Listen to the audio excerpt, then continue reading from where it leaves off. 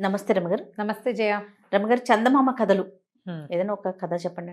పూర్వం ఒక ఊళ్ళో వీరభద్రం అని ఒక ఆయన ఉండేవాడు. అయితే ఒకనాడు ఆయన బండెక్కి ఎక్కడికో ప్రయాణమై వెళ్ళాడు. తిరిగి తమ ఊరు వచ్చేటప్పుడు మధ్యదారిలో ఒక ఆయన వీళ్ళకి కనపడ్డాడు. పోలవరం వెళ్ళాలి, నన్ను అక్కడ దింపుతారా, మీరే ఊరు వెళ్తారు అని అడిగాడు. వీళ్ళ ఊరికి ముందే పోలవరం ఉంది, ఆ పోలవరంలో దింపేసి వెళ్ళొచ్చు. అయితే ఆ కనపడ్డ ఆయన మాసిపోయిన బట్టలు, బవిరిగా పెరిగిన గడ్డము, కొంచెం పిచ్చివాడిలాగా ఉంది. మాట అయితే బాగానే ఉంది, కానీ బండి అబ్బాయి అబ్బాయి కుదరదండి, అయ్యగారు ఉన్నారు వెనకాల, కుదరదండి, కొత్త వాళ్ళని ఎక్కించుకోని ఇట్లా అన్నాడు. అనేసరికి ఈయనకి ఏమనిపించింది, ఏటో రాత్రి వేళ చీకటి పడిపోయింది, ఊళ్ళకి చేరటానికి కాలినడక తప్పిస్తే ఆసరా లేదు. ఈ పోలవరం చాలా దూరం ఏం కాదు, కొంత దూరం నడిస్తే చేరలేరు, బండి ఉంటే వెళ్తారు. ఎవరో ఏమిటి అని కేకేశారు. కేకేస్తే ఆ బండి అతనితో మాట్లాడుతున్న ఆయన వెనక్కి వచ్చాడు. అయితే పోలవరం మా ఊరండి, చాన్నాళ్ళ తర్వాత వస్తున్నాను, నడిచే సత్తా లేదు, మరి మీరు ఆ దారిలో వెళ్తే దింపుతారేమో అని అడిగానంటే, సరే ఎక్కండి బండిలో, కానీ దాంతో పాటు వెనకాల బండిలో ఎక్కించుకున్నాడు. గూడు బళ్ళు ఉండేవి, ఒంటెద్దు బండి, ముందు ఎద్దు ఉంటుంది, వెనకాలకి ఇట్లా గూడల్లే ఉంటుంది కదా. సరే ఆయనలో తన లోపలికి జరిగి ఆయన్ని ఎక్కించుకున్నాడు. కొంచెం ఇద్దరు మనుషులు పక్క పక్కన కూర్చోవచ్చు, కాస్త కాళ్ళు జాపు పడుకోవచ్చు కూడా, ఒంటెద్దు బళ్ళు బాగుంటాయి.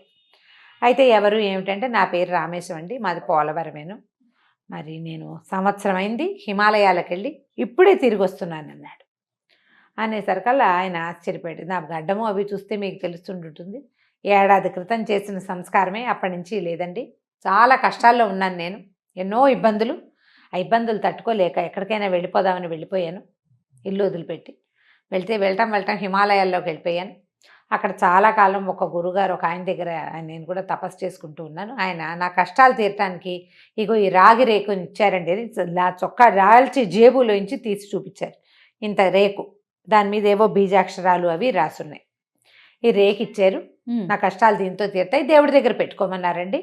ఇప్పుడే అక్కడి నుంచి బయలుదేరి రకరకాల కష్టాలు పడి హిమాలయాల నుంచి ఆంధ్ర ప్రాంతంలోకి రావాలంటే అదేం సింపులా, చాలా ప్రయాణం పడుతుంది కదా. ఎన్నాళ్ళు అయింది నేను బయలుదేరి కూడా, మొత్తానికి ఇల్లు చేరబోతున్నానండి అన్నాడు. అన్నాక ఎక్కడండి, పోలవరంలో మీ ఇల్లు అన్నాడు ఈయన. పోలవరంలో ఫలానా నువ్వుంది కదండి, ఆ పక్క నుంచి వెనకాల సందండి, శివాలయం వెనక సందు, ఇట్లా చెప్పాడు గుర్తులు.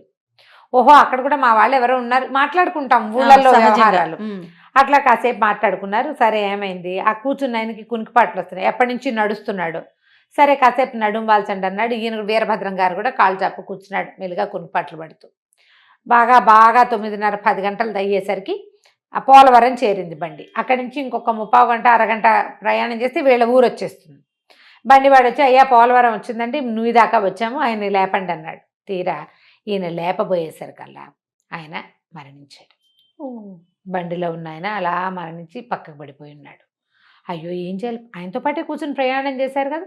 సరే ఒరే ఇది ఈ ఊళ్ళోకి వెళ్ళి పెద్దవాళ్ళని ఎవరినైనా కేకేసుకురా అని బండివాడిని కేకేశారు. ఆయన గుర్తులు చెప్పాడుగా, శివాలయం వీధిలో ఆ వెనకాలే ఏదో ఇల్లని, ఆ ఇల్లు వెతుక్కుంటూ వెళ్ళాడు.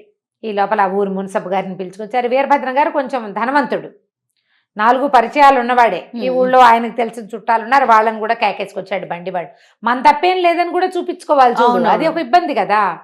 అందరినీ పిలిచారు. పిలిచిన తర్వాత, అయ్యో ఇలా ఏడాది క్రితం ఇంట్లోంచి లేచకపోయిన మనిషి ఇలాగా ప్రాణాలతో లేకుండా మరణించి ఇంటికి చేరాడని అదే ఊరికి చేరారు చూడండి. అదే ఊరికి చేరాడు, కానీ మరణించి లబోదిబోమని భార్య పిల్లలు ఏడ్చారు. ఈయన మాత్రం ఏం చేస్తాడు, ఆ బండిలోంచి దింపించి బండిలో ఉన్న గడ్డి గిడ్డి బయట పారేసి మెల్లిగా ఇల్లు చేరాడు.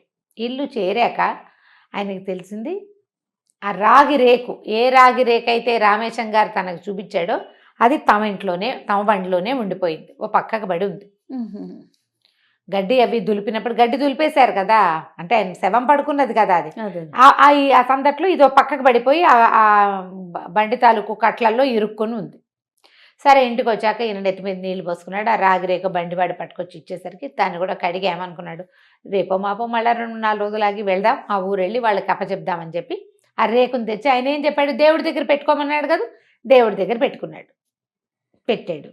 సరే తెల్లవారిని ఆయన పడుకుంటే ఆయనకి ఒక పీడకలు వచ్చింది. వాళ్ళ అబ్బాయి పిల్లవాడు గురించి ఎవరో ఒక స్నేహితుడు ఎవరో వచ్చి, ఏమిటి మీ అబ్బాయి ఉద్యోగం కావాలని నా దగ్గరకు వచ్చాడు, మరి మీకు అంత కలిగి ఉన్నావు, మీ పిల్లవాడు ఇంకోళ్ళ దగ్గర ఉద్యోగం చేయవలసిన కర్మం ఏమిటి, ఉద్యోగం కోసం నా వెంట పడుతున్నాడు, మీరు మాట్లాడుకోండి, తీరా మీ అబ్బాయికి ఎక్కడైనా ఉద్యోగంలో పెట్టిస్తే నీతో మాట వస్తుందని నేను నీకు ముందే చెప్తున్నాను అని ఆయన స్నేహితుడు ఒకడు చెప్తున్నాడు కల్లో. ఈయన కొడుకుని పిలిచి, ఏరా అబ్బాయి నీకు ఉద్యోగం ఏమిట్రా, ఇంత వ్యాపారం ఉంది, మనకి వ్యవసాయం కొంచెం ఉంది, పెద్ద వ్యాపారం ఉంది, ఇంత ధనం ఉంది, నీకు ఉద్యోగం చేయాల్సిన కర్మ ఏమిట్రా అంటే, నువ్వు దిక్కున్న చోటు చెప్పుకో, ఉద్యోగం చేసి తీరాల్సిందే అని కొడుకు అరిచి పోట్లాడుతున్నాడు. ఈయనకి మేలుకు వచ్చింది, తెల్లవారిపోతోంది. చూస్తే అంత పరిస్థితులు మామూలుగానే ఉన్నాయి. ఏమిటి ఇలా వచ్చింది కళ అనుకున్నాడు. సంపన్న గృహస్థు, ఆ రోజుల్లో ఇంత సంపన్నులైన వాళ్ళు ఎవరి దగ్గరైనా పని చేయడం అన్న పాయింటే లేదు అసలు. ఇలాంటి కళ వచ్చింది అని అనిపించింది. రెండో రోజు ఏదో వ్యవహారం చూసుకున్నాడు, నడుస్తోంది. రెండో రోజు రాత్రి మళ్ళీ పడుకున్నాడు. రాత్రి పడుకోక ఏమైంది, పడుకునేసరికి ఆయనకి ఏవో రకరకాల కళ వచ్చి ఒక పీడకల వచ్చింది. ఈయనకి ఈ వీరభద్రం గారి భార్యకి ఏదో ఆ పొట్టకి సంబంధించిన అనారోగ్యం ఉంది. ఆవిడ్ని చాలా తక్కువ తినమంటారు. ఆవిడ డైటింగ్ తరహాలో తింటుంది. కొన్ని కారాలు తిందు, పప్పులు తిందు, వేయించిన పదార్థాలు తిందు, కొన్ని రకాల పళ్ళు తినకూడదు. జబ్బు చేసిన మనిషి ఆవిడకి. ఆవిడ స్వల్పంగా తింటుంది, మామూలుగా నాజుగ్గా ఉంటుంది, ఎక్కువ తిందు. ఈయనకి ఎట్లా కాలొచ్చింది, ఒక పెద్ద విస్తరాకు, దాని నిండా 7-8 రకాల స్వీట్లు, పులిహారలు, హోళిగలు అంటే బొబ్బట్లు లాంటివి పెట్టుకుని భార్య ఇట్లా బాస్పెట్లు వేసుకుని కూర్చుని ఆవురా ఆవురమంటూ తినేస్తోంది. ఏమిటే ఈ తిండి, వైద్యుడు నిన్ను తినద్దన్నాడు కాదుటే అని కేకలేశారు. తింటే చస్తావని చెప్పాడు అని అరిచాడు నిద్రలోనే. అరిస్తే భార్య ఏం చెప్తుంది ఆయనకి కల్లో, అవన్నీ తినకుండా ఎలా బతుకుంటాం, పోతే పోతాం, తిండి తిని తీరాల్సిందే, తినకుండా కుదరదు, నువ్వు ఏం చేసినా సరే నేను తిండి మాను, ఒక పూటే తినాలి, అరపూటే తినాలంటే ఎవడ తింటాడు, నేను ఇలాగే తింటా. ఈయనకి అదురు పుట్టింది. ఏంటి పీడకల ఇది, పైగా భోజనాలు తిళ్ళు అవి కనపడకూడదు, జబ్బు ఇది, పెళ్ళానికి ఇంకా జబ్బు చేస్తుందా, ఇదేం కాలు వచ్చింది అనుకున్నాడు. పొద్దున్న లేస్తే అంత మామూలుగానే, ఆవిడ ఇట్లాగే పిట్టలాగా ఇంతంతే తింటోంది, మామూలుగానే. మూడో రోజు రాత్రి ఇంకో కాలు వచ్చింది ఆయనకి. ఆయనకు ఒక కూతురు, ఆ పిల్ల చప్పట్లు చరుస్తూ వచ్చి, నాన్న నేను ఎదురింటి అబ్బాయిని పెళ్లి చేసుకుంటాను అంతే, నాకు వేరే సంబంధాలు చూడద్దంటుంది. ఎదురింటి వాడిని చేసుకోవటం ఏమిటే, వాడికి ఏదో పేరు లేని జబ్బు వచ్చింది, రేపు ఎల్లుండో చచ్చిపోయేలాగా ఉన్నాడు అంటే, చచ్చిపోయినా సరే నేను వాడినే పెళ్లి చేసుకుంటానంటుంది పిల్ల. ఎదురింటి వాడిని పెళ్లి చేసుకుని తీరుతానంటుంది. ఆ ఎదురింట్లో ఉన్న పిల్లవాడు ఒక 25 ఏళ్ళు ఉన్నాయి, వాడు ఏదో తీరని వ్యాధితోటి తీసుకుంటున్నాడు, మంచాన పడిపోయాడు. ఈ అమ్మాయికి వయసుకు సరే కానీ జబ్బు, వాడిని పెళ్లి చేసుకుంటానంటుంది చప్పట్లు చరుస్తూ. నువ్వు ఏమైనా సరే అంటే, పిల్ల చప్పట్లు చరడం అంటే దిక్కుని చోటు చెప్పుకో అలా అనమాట. నువ్వు ఏం చేసినా సరే నేను పెళ్లి చేసుకునేది, వాడు చచ్చిపోతే వాడితో పాటు నేను నరకానికైనా వెళ్తా అని అరుస్తూ కూతురు ఆగంగా నా పెళ్ళి పెళ్ళి పెళ్ళి అలా మాట్లాడుతూ. మామూలుగా ఆడపిల్లల్ని వాడే చేసుకుంటే అలా అంటారా, అనరు కదా. ఇదేం పీడకాల ఆయనకి అర్థమే కాల. అయితే ఏమనిపించింది, 3 రోజుల నుంచి నాకు ఈ కళ్ళు ఎందుకు వస్తున్నాయి, ఇవేం కళలు, ఆయనకున్నది ఓ భార్య 2 పిల్లలు, ముగ్గురు మీద 3 రకాల పిచ్చి కళ్ళు వచ్చినాయి. సరే గురువుగారి దగ్గరికి వెళ్ళి కనుక్కుందాం అనుకున్నాక ఆ గురువుగారిది ఎక్కడున్నారు, వీళ్ళ ఊరు నుంచి పోలవరం దాటి పై ఊరికి వెళ్ళాలి.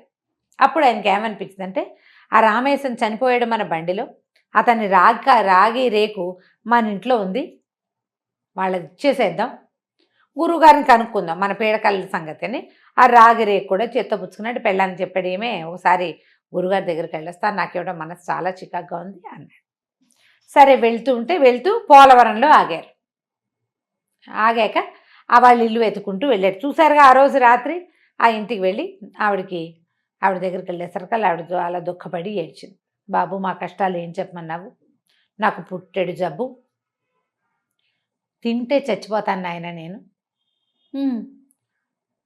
తింటే చచ్చిపోతాను, తినకపోయినా చచ్చిపోతాను, నా జబ్బుకి వైద్యం దొరకలేదు ఎక్కడాను, మా ఆయనకు అదో బెంగ, ఎన్ని వైద్యాలు చేయించినా నా రోగం కుదరలేదు, కొన్ని తినకూడదు కొన్ని తినచ్చు, నేను ఏవి తినకూడదో అవే నాకు ఇష్టం, నేను ఏవి తినచ్చో అవి అస్సలు జీవితంలో తిన్నదాన్నే కాను, నేను ఆ జబ్బుతో చస్తున్నాను, పిల్లాడి ఉద్యోగం కోసం ఎంత ప్రయత్నం చేసినా వాడికి ఉద్యోగం దొరకట్లేదు, ఉద్యోగం లేదు వాడికి, మేమే అంతంత మాత్రం వాళ్ళము, మాకు సత్తా లేదు, పిల్లాడికేమో ఉద్యోగం రాలేదు, మా ఆయనకు అదో పిచ్చి బెంగ, చదువు అయిపోయింది, ఉద్యోగం రాలేదని. పిల్లకేమో ఎదురింటి వాళ్ళ సంబంధం కుదుర్చుకుందామని ఉంది మాకు. ఏమైనా సరే ఆ పిల్లాడు అందంగా లేడని మా పిల్ల చేసుకోనంటోంది. ఈ పిల్ల మాట విందు, ఆ పిల్లాడు సెటిల్ అవ్వాల. నాకేమో తీరని జబ్బు, వీటితో విసిగిపోయి మా ఆయన వీటికి ఏదో పరిష్కారం తీసుకొస్తానని వెళ్ళిపోయి చచ్చి మీ చేతిలో చచ్చి మా ఇంటికి వచ్చాడండి అని ఏడ్చింది. ఏడ్చేసరికి నేను వెంటనే స్ట్రైక్. ఈ 3 విషయాలే కాదు నాకు కలొచ్చింది. భార్యకేమో జబ్బు, తిండి తినకూడదు, తినేసింది. కరెక్టే. పిల్లాడేమో నేను ఉద్యోగం చేసి తీరుతానంటున్నాడు. పిల్లేమో ఎదురింటి వాడు చచ్చిపోయేందుకు సిద్ధంగా ఉండామన్న వాడిని చేసుకుంటాను. సరే వెంటనే నేనేమన్నాడంటే, అమ్మ రామేశం గారు మేము బండిలో వచ్చేటప్పుడు నా చేతికి ఒక రాగిరేకు చూపించాడమ్మా. నాకు నా చేతికి ఇవాళ ఆయన దగ్గరే ఉంది, పడుకున్నప్పుడు పక్కన పెట్టుకున్నట్టున్నాడు. ఆయనకి గురువుగారు ఈ రాగిరేకు ఇచ్చి నీ ఇంట్లో పెట్టుకో నీకు మంచి జరుగుతుందని అన్నారట. ఇదిగో అమ్మా ఇది మీ ఇంట్లో పెట్టుకోండి అని ఆవిడ చేతిలో పెట్టి, ఆవిడ ఈ వెంటనే ఆ రాగిరేకు కళ్ళు కతుకుని ఫోన్లు నాయన చచ్చి ఏలోక అన్నాడో మా ఆయన ఇదైనా నాకు దక్కిచ్చాడని ఆవిడ తీసుకుపోయి లోపల పెట్టుకుంది. నేను వెళ్ళొస్తానమ్మా అని బయటకు వచ్చాడు. ఇక గురువుగారి దగ్గరికి వెళ్ళక్కర్లేదనిపించింది ఆయనకి. ఈ రేకు నా దగ్గర ఉండటం ఏ కష్టాలు తీరుతాయని గురువుగారు ఒక మహర్షి రామేశం గారికి ఇచ్చాడో ఆ కష్టాలు ఏమిటో నాకు తెలియజేసేసారు. అదే కనపడుతోంది కదా. అవును. సరే అక్కడి నుంచి ఆవిడకి ఏం చెప్పాడంటే, అమ్మ పిల్ల పెళ్ళికి ఏదైనా కావాలంటే సహాయం నేను చేస్తాను, మీ అబ్బాయికి ఉద్యోగానికి మా ఊరు పంపించండి, నేను ఉద్యోగం వేయిస్తాను. మా ఊళ్ళో ఒక మంచి శాస్త్రి గారు ఉన్నారు, చాలా అత్యద్భుతమైన వైద్యుడు, అపర ధన్వంతరి. మీకు చూపిస్తాను, మీకు ఫలానా ఎల్లు ఎక్కడ చెప్తాను, నేను చెప్తా ఒక మాట, పిల్లవాడిని తీసుకుని మీరు అక్కడికి వైద్యానికి వెళ్ళండి అని ఆ 3 మాటలు చెప్పేసి ఓసారి గురువుగారికి వెళ్ళి దండం పెట్టుకుని ఇంక ఈ విషయం ఆయనతో డిస్కస్ చేయలే, ఇంటికి వెళ్ళిపోయాడు అనమాట. ఆ రాగి రేకు వల్లే ఈయనకి ఇలాంటి కళ్ళు వచ్చినాయి. ఇప్పుడు కొంతమంది పాలిట వరంగా ఉండే విషయాలు కొంతమందికి శాపంగా పరిణమించే అవకాశాలు కనిపిస్తాయి అప్పుడప్పుడు. ఒక్కొక్కళ్ళకి ప్లస్ అవుతుంది, అది మనకి మైనస్ అవుతుంది. అవునండి. ఆ రాగిరేకు ఈయనింట్లోనే ఉంటుంటే ఆయన ఏముందిలే రాగిరేకు ఏదో దేవుడిదే కదా అని పెట్టుకుంటుంటే ఈయనకి ఇలా కళ్ళు వస్తూనే ఉండేవి. కొన్నాళ్ళకి ఆ ఇబ్బందులు ఈయన మీద కూడా వచ్చేవి. అందుకని ఏం చెప్తారంటే, ఇతరులవి తాయెత్తులు కానీ వేరే వాళ్ళవి ఏవైనా మనం తెచ్చుకోకూడదు అని చెప్తారు. అవును. వేరే వాళ్ళ ఇళ్లల్లోని దేవతా ప్రతిమలు అవి మనం తేకూడదు. ఇప్పుడు మనం ఏదో పూజ చేసుకుంటాం చాలా కాలం, మనం పూజలు మానేసాం, ఎక్కడికో దేశ విదేశాలకు వెళ్ళిపోతాం. అలాంటప్పుడు ఫ్రెండ్స్కి ఇవ్వకూడదు ఆ ప్రతిమల్ని, వాటిని దేవాలయాల్లో ఇవ్వమని చెప్తారు. రాగిరేకులు యంత్రాలు కూడా పారే నీళ్ళల్లో వదిలిపెట్టేసేయండి, లేదా మనం దేవాలయాల్లో ఇవ్వండి అంటారు. కానీ స్నేహితులు చుట్టాలు వాళ్ళ ఇళ్లలో పెట్టరు. పాత పద్ధతే కదా ఇది. అవును. ఇలాంటి గమనంతో ఉండాలి. కథ ఇంట్రెస్టింగ్గా ఉంది చూడండి. అవును. కథ కంచికి మనం ఇంటికి. చాలా బాగుంది రమ్మ గారు. నమస్తే. నమస్తే జయ.